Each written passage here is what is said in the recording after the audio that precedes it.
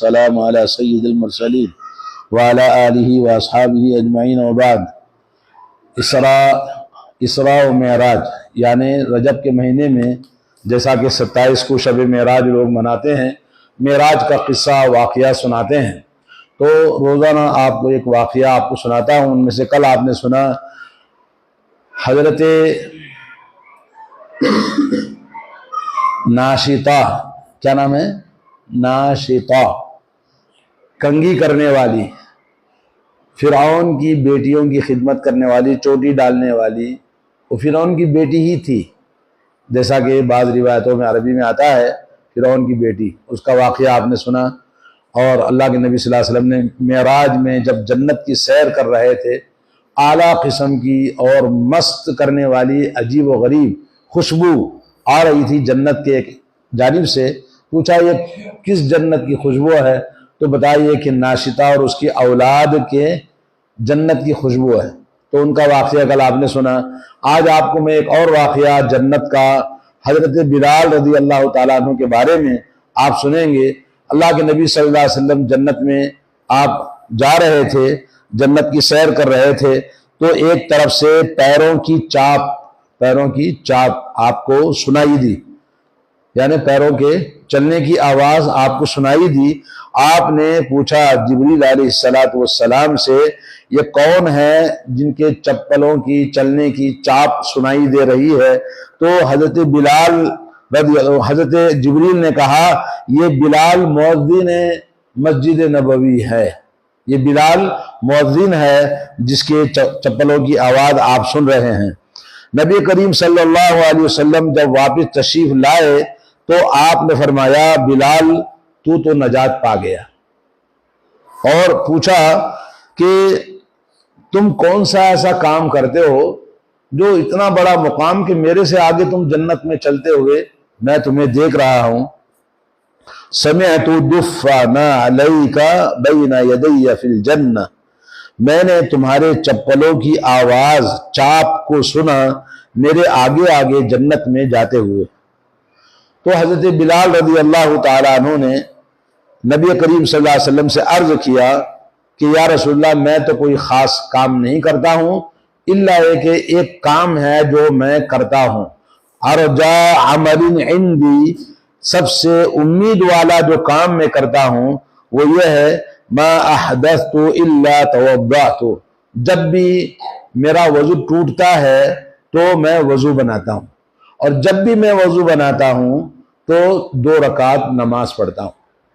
کہا جب بھی میرا وضو ٹوٹتا ہے، دن کے اجالے میں ہو رات کے اندھیرے میں ہو تو وضو بناتا ہوں، اور جب بھی وضو بناتا ہوں تو 2 رکعت نماز میں پڑھتا ہوں، یہ انہوں نے کہا۔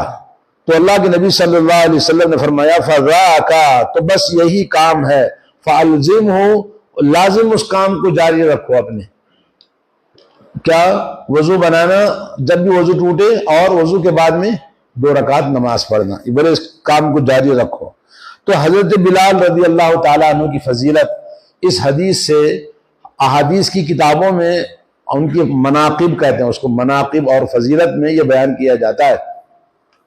حضرت بلال کون ہے؟ آپ سب کو معلوم ہے، بلال حبشی۔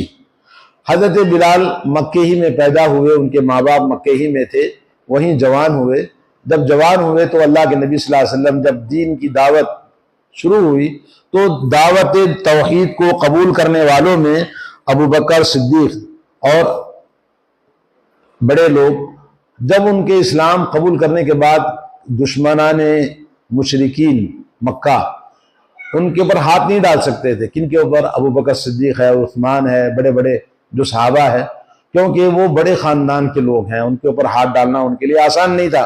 لیکن ان کے ساتھ میں شروع میں اسلام قبول کرنے والوں میں حضرت سمیہ ہے، حضرت عمار ابن یاسر ہے، حضرت صہیب ہے، اور حضرت مقداد ہے، حضرت بلال ہے۔ یہ لوگ چھوٹے کیٹیگری کے غلام لوگ تھے، تو ان کو لوگوں نے بڑی اذیت پہنچائی، بڑی تکلیف پہنچائی۔ حضرت بلال رضی اللہ تعالیٰ عنہ یہ غلام تھے، امیہ بن خلف القرشی، قریش کے سردار کے غلام تھے، تو ان کو اتنی اذیت دیتے تھے کہ جیسا کہ لوہے کا لباس پہنا کر، درع اسے کہتے ہیں، جنگی لباس، اس کو پہنا کر دھوپ میں ان کو ایسے ہی گرم چھوڑ دیتے تھے، یا یہ کہ ان کو جیسے کہا جاتا ہے گرم پہاڑ کے اوپر ان کے سینے پر گرم پتھر رکھ دیتے اور ان کو دو نوجوان ان کے اوپر مسلط کر دیتے، حرکت نہ کرے۔ تو اس طرح سے بڑی اذیت اور تکلیف دیا کرتے تھے۔ تو ابوبکر صدیق ایک بار ادھر سے گزرے تو کہا ان کے سردار سے، کب تک تم اس طرح سے اس مسکین کو تکلیف دیتے رہو گے؟ انہوں نے کہا تیری وجہ سے تو یہ بگڑ گیا ہے، اس نے اپنا دین چھوڑ کر بگڑ گیا ہے، تو اگر تجھے چھڑانا ہے تو چھڑا لے، سردار نے کہا۔ تو حضرت بلال کو انہوں نے خریدا ڈبل قیمت دے کر۔ تو عمر رضی اللہ تعالیٰ عنہ کہتے تھے، حضرت جابر کی حدیث ہے کہ بلال ہمارے سردار ہیں اور ہمارے سردار ابوبکر صدیق نے ان کو آزاد کیا ہے۔ یعنی اسلام میں حبشی غلام ہونے کے باوجود حضرت عمر نے کہا ہمارے سردار ہیں، انہیں اسلام میں سب کا مقام ایک ہے۔ اور اللہ کے نبی صلی اللہ علیہ وسلم فرماتے ہیں السباق، یعنی سب سے آگے اسلام کے اندر جن لوگوں کا شمار ہوتا ہے سب سے پہلے میں ہوں عرب کے اندر۔ اللہ کے نبی نے فرمایا میں سب سے آگے ہوں عرب کے اندر، سب سے پہلا دین کا، اسلام کا دعوت دینے والا، اسلام کو لانے والا مسلمان۔ اور دوسرا سلمان فارسی، سب سے پہلے اسلام کے اندر داخل ہونے والے کون ہیں؟ سلمان فارسی، یعنی سباقین، دوسرے ملک کے لوگ۔ اور تیسرے ہیں بلال حبشی سباق، اور چوتھے ہیں صہیب رومی جو روم اٹالی سے ان کا بلانگ کرتے ہیں۔ تو اس طرح سے یہ ان لوگوں کا ذکر ہے جو معاشرے میں غلام تھے لیکن اسلام نے ان کو سردار بنا دیا۔ تو اللہ کے نبی صلی اللہ علیہ وسلم نے حضرت بلال کا جو واقعہ ہمیں بتایا، جس سے ہمیں یہ معلوم ہوتا ہے کہ وہ بلال رضی اللہ تعالیٰ عنہ جو غلام تھے، مگر جب اللہ کے نبی کی صحبت، اللہ کے نبی صلی اللہ علیہ وسلم کی صحبت میں رہتے تھے، حضرت ابوبکر نے خرید کر ان کو آزاد کر دیا تھا۔ خریدنے کے بعد میں بلال نے کہا ابوبکر آپ چاہے تو مجھے خرید لیا، میں تمہارا غلام ہوں، یا تم مجھے آزاد کرتے ہو تو میں اللہ کے لیے ہوں۔ تو انہوں نے کہا میں اللہ کے لیے تم کو آزاد کر دیا۔ تو حضرت بلال اللہ کے نبی کے خادم، اللہ کے نبی کے مؤذن، اسلام جب قبول کیے تو سفر میں ہو یا حضر میں، مکے میں ہو یا مدینے میں، جب تک اللہ کے نبی موجود تھے آپ کے بلال کیا تھے؟ مؤذن رسول تھے صلی اللہ علیہ وسلم۔ اور عبداللہ ابن عبد زید ابن عبد ربی، ایک صحابی ہے جنہوں نے اذان خواب میں دیکھا تھا۔ ان سے کہا تم اذان بلال کو بولو، بلال کو سناؤ، بلال تم سے زیادہ اندھا صوتن، وہ زیادہ آواز ان کی تیز ہے، وہ اذان دیں گے۔ چنانچہ ایک اور فضیلت ان کی آپ کو بتاؤں، جب مکہ مکرمہ فتح کیا کس سن میں؟ سن 8 ہجری میں، رمضان کا مہینہ تھا۔ مکہ مکرمہ غزوہ مکہ اسے کہتے ہیں۔ اللہ کے نبی صلی اللہ علیہ وسلم جب مکہ فتح کیا تو مکے کے اندر جب داخل ہوئے تو بلال سے کہا بلال کعبے کی چھت پر چڑھ کے اذان دو۔ تو بلال کو یہ شرف حاصل رہا کہ سب سے پہلے جنہوں نے مکے کے لوگوں نے بلال کو اذیت، تکلیف، ہر طرح سے مصیبت میں ڈالا تھا، آج بلال مکے کی اندر کعبے کی چھت کے اوپر چڑھ کر اللہ اکبر کی صدا بلند کرتے ہیں، اور مقام اور عزت اللہ کے نبی نے کتنا ان کا اونچا کر دیا تھا۔ حضرت بلال جب تک اللہ کے نبی مکے مدینے میں تھے، آپ کے ساتھ میں تھے، اذان دیتے تھے۔ اللہ کے نبی کے انتقال کے بعد میں انہوں نے کہا اب میں یہاں نبی نہیں تو میں جی نہیں سکتا، بے چین ہو جاتا ہوں، پریشان ہو جاتا ہوں۔ چنانچہ انہوں نے مکہ چھوڑ دیا اور دمشق ملک شام چلے گئے، وہیں انتقال ہوا۔ بعد میں ایک بار درمیان میں آئے حضرت عمر کے زمانے میں، تو لوگوں نے خواہش کی کہ ایک بار ہم آپ کی اذان سننا چاہتے ہیں۔ بولے میں اذان نہیں دے سکتا ہوں۔ اصرار کیا تو اذان کے لیے کھڑے ہوئے۔ جب اشہد ان لا الہ الا اللہ پہ پہنچے اور اشہد ان محمد رسول اللہ زبان سے نکلا، بے ہوش ہو کے گر گئے، بے ہوش ہو کے گر گئے۔ بولے نبی کی یاد ان کو آ گئی۔ تو اس طرح سے حضرت بلال رضی اللہ تعالیٰ عنہ کی بڑی فضیلت اسلام کے اندر موجود ہے۔ اور ایک فضیلت جو جنت کے اندر ان کو لے کر گئی وہ تھی وضو کا، جب بھی وضو ٹوٹے وضو بنانا، اور وضو جب بھی بنائے تو وضو ساتھ 2 رکعت نماز پڑھنا۔ حضرت عقبہ بن عامر رضی اللہ تعالیٰ عنہ ایک صحابی ہیں، کہتے ہیں ہمیں اونٹوں کو چرانے کا کام لگایا تھا، نوجوان تھے، تو صحابہ اکرام میں جو نوجوان تھے، نوجوانوں کو بڑا اہتمام کرتے تھے نبی علیہ الصلوۃ والسلام، نوجوانوں کی بڑی تربیت کرتے تھے، نوجوانوں کو اپنے ساتھ میں رکھا کرتے تھے۔ ان نوجوانوں میں بلال بھی نوجوان ہیں، عقبہ بن عامر نوجوان ہیں، سب نوجوان، بہت سارے صحابہ اکرام۔ ایک بار کہتے ہیں اونٹ چرا کر شام کے وقت میں جب میں واپس آیا مدینے میں تو دیکھا رسول اللہ صلی اللہ علیہ وسلم لوگوں کے بیچ میں تقریر کر رہے ہیں۔ تو آپ کی گفتگو پہلے کیا تھی وہ تو مجھے نہیں پتا، لیکن جو میں نے سنا وہ یہ ہے کہ جس نے بھی وضو بنایا فاحسن وضوءہ، اپنے وضو کو اچھی طرح سے مکمل بنایا، اور وضو بنانے کے بعد میں پھر اس نے 2 رکعت نماز پڑھی اپنے دل کے ساتھ، اپنے پورے اخلاص، اپنے چہرے کے ساتھ اللہ کی بارگاہ میں کھڑے ہو کر، تو اللہ رب العالمین اس کو جنت میں داخل فرماتا ہے۔ اور حضرت عثمان ابن عفان رضی اللہ تعالیٰ عنہ کی حدیث ہے، آپ نے وضو کا پانی منگوایا اور اس کے بعد وضو بنایا، وضو بنانے کے بعد میں کہا یہ وضو میرا رسول اللہ صلی اللہ علیہ وسلم کا وضو ہے، ایسے ہی آپ بنایا کرتے تھے۔ جس نے بھی وضو بنایا تو اللہ تعالیٰ اس کے پچھلے گناہوں کو بخش دیتا ہے، غفر لہ ما تقدم من ذنبہ، اس کے پچھلے گناہ اللہ تعالیٰ معاف کر دیتا ہے۔ تو وضو جب بھی بنائیں، وضو ایک عظیم عبادت ہے، اور وضو بنانے میں اخلاص چاہیے، نیت کرنا فرض ہے، اور پورے محبت کے ساتھ، اخلاص کے ساتھ، دل کے ساتھ، من کے ساتھ آدمی اچھی طرح سے وضو بنائے، اگڑا بگڑا جلدی جلدی ایسا نہیں، بلکہ اطمینان کے ساتھ وضو بنائیں۔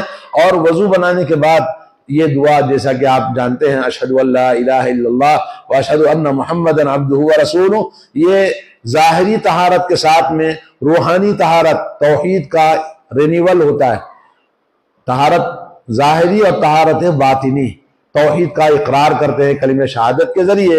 اور اللہ کے نبی صلی اللہ علیہ وسلم نے فرمایا یدعون امتی یوم القیامہ، میری امت کو قیامت کے دن بلایا جائے گا، غرم محجلین، ان کے چہرے چمک رہے ہوں گے، اور ان کے اعضاء، پیر، ہاتھ سب چمک رہے ہوں گے، من اثر الوضو، وضو کے اثر سے۔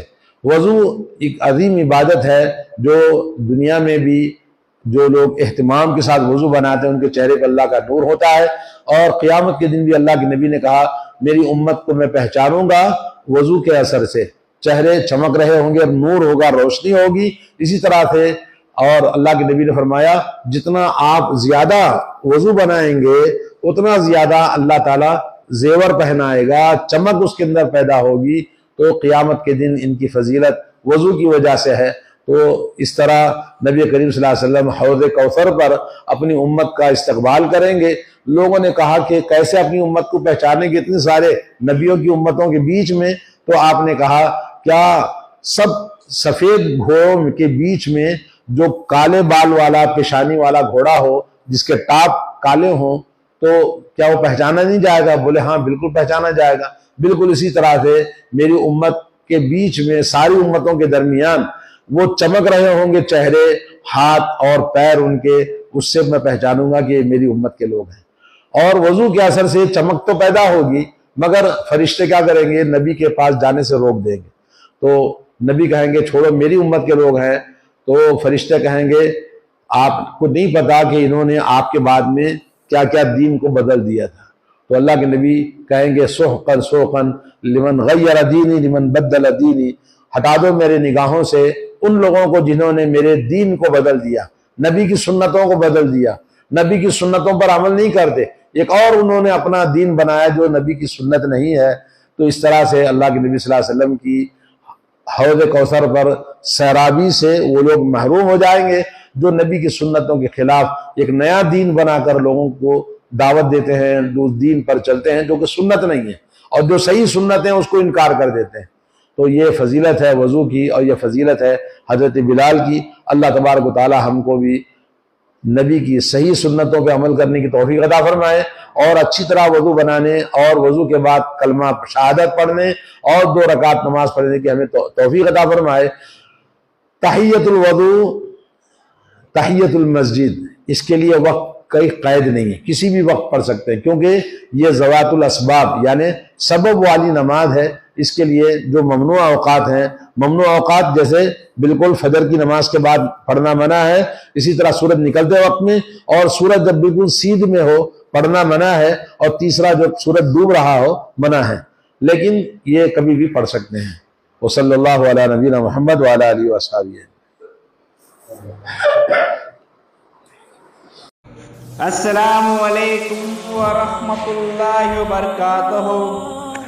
ناظرین اکرام، اسلامک ٹی وی اس چینل کو ابھی تک جنہوں نے سبسکرائب نہیں کیا ہے، برائے مہربانی اس چینل کو سبسکرائب ضرور کریں، اور ہر دن کی اپڈیٹ کے لیے اس کے ساتھ ہی ایک بیل، ایک گھنٹی کا نشان آئے گا، اسے آپ ضرور پریس کریں اور اسے دبا کر آپ ہمارے ساتھ تعاون فرمائیں۔ جزاک اللہ خیر۔ السلام علیکم ورحمۃ اللہ وبرکاتہ۔